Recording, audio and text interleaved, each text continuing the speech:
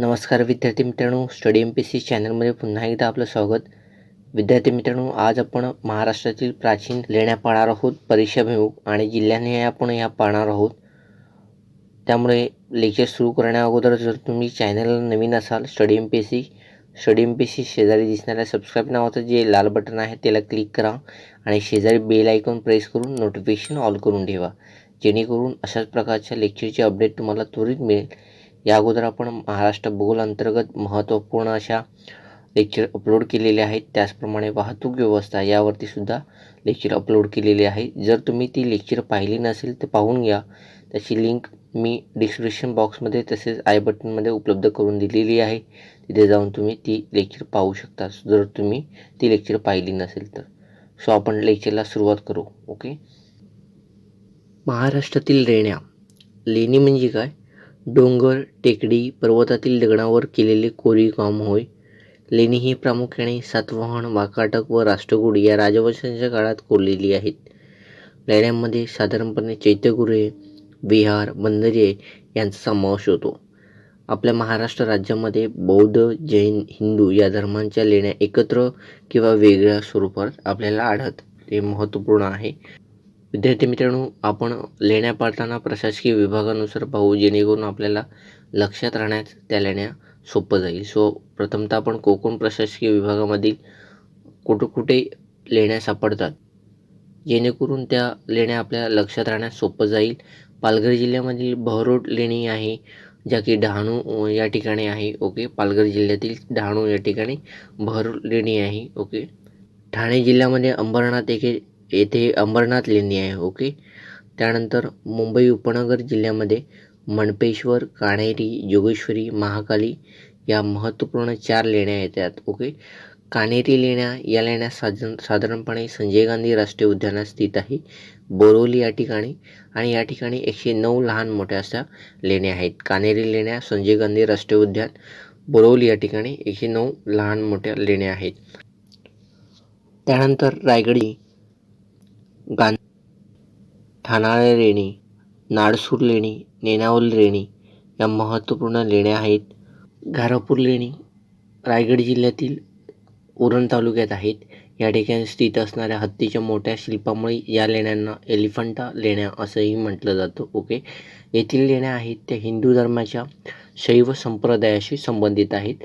घारापूर लेण्या येथे लेण्या असणाऱ्या महत्त्वपूर्ण अशा लेण्या आहेत, ज्या की हिंदू धर्माच्या शैव संप्रदायाशी संबंधित आहेत.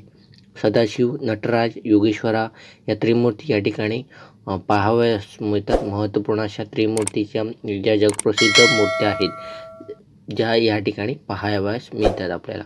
घारापूरचे प्राचीन नाव आहे शियरी असे आहे. महत्त्वपूर्ण आहे, तुम्हाला परीक्षेला प्रश्न विचारला जाऊ शकतो. घारापूरचे प्राचीन नाव काय? तर श्रीहरी. ओके. महत्त्वपूर्ण आहे, एक्झामला विचारलं जाऊ शकतो. ओके.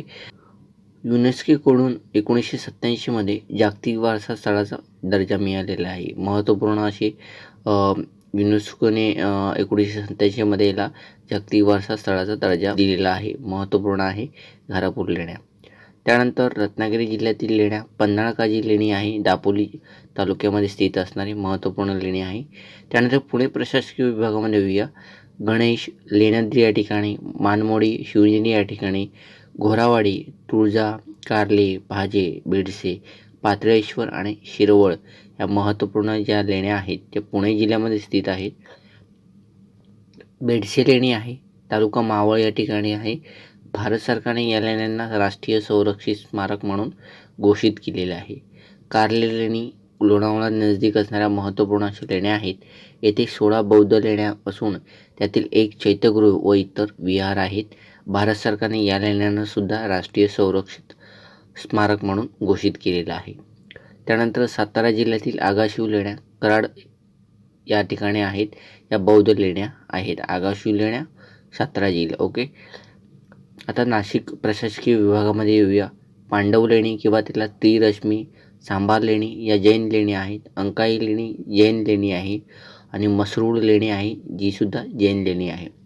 पांडव लेणी किंवा त्रिरश्मी लेणी या बौद्ध लेण्या आहेत. 7वा क्षेत्र या राजवटीत त्या खोदल्या गेल्या आहेत.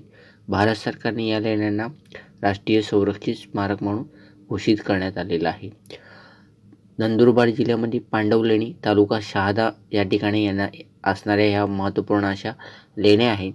या जैन धर्माच्या संबंधित असणाऱ्या लेण्या आहेत, ज्या की नंदुरबार जिल्ह्यामध्ये स्थित आहेत आणि गोमती नदीकाठी ह्या स्थित आहेत.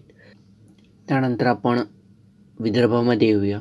चंद्रपूर जिल्ह्यातील भटाळा लेणी तालुका वरोरा, चंद्रपूर जिल्ह्यातील वरोरा तालुका आहे, ज्यामध्ये या लेण्या येतात, महत्त्वपूर्ण आहे. ओके.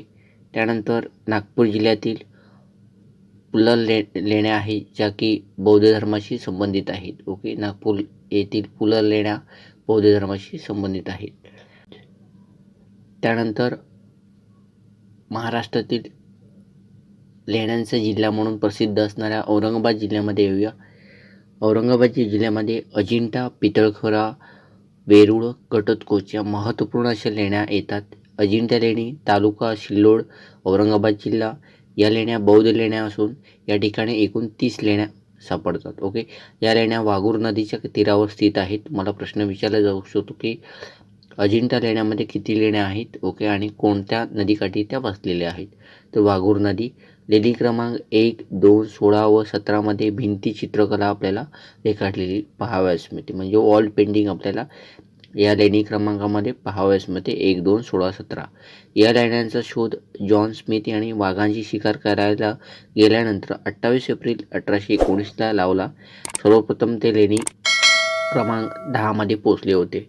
या लेण्यांचा शोध कोणी लावला तर जॉन स्मिथ 28 एप्रिल 1819 मध्ये.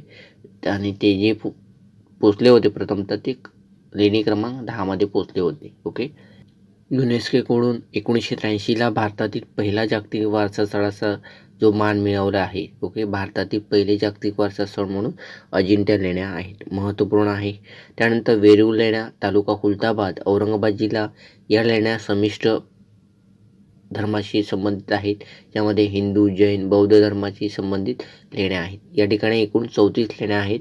त्यापैकी बौद्ध, हिंदू, जैन धर्माच्या अनुक्रमे 12, म्हणजे बौद्ध धर्माच्या 12, हिंदू धर्माचे 17 आणि जैन धर्माच्या 5 लेण्या आपल्याला पाहावयास मिळतात. महत्त्वपूर्ण अशा लेण्या आहेत. या लेण्यात राष्ट्रकूट राजा कृष्ण तिसरा याने कैलास मंदिर बांधलेलं आहे. आणि हे कैलास मंदिर अद्भुत आहे, कारण तिचं बांधकाम आहे ते कळसाकडून पायाकडे आहे. बहुतांश आपल्याकडे जे बांधकामं केले जातात ते पायाकडून कळसाकडे केले जातात, परंतु त्या काळी राष्ट्रकूट राजा कृष्ण तिसरा याने हे मंदिर कळसाकडून पायाकडे कोरण्यात आलेलं आहे. युनेस्कोकडून 1983ला याला सुद्धा जागतिक वारसा स्थळाचा दर्जा प्राप्त झालेला आहे. ओके.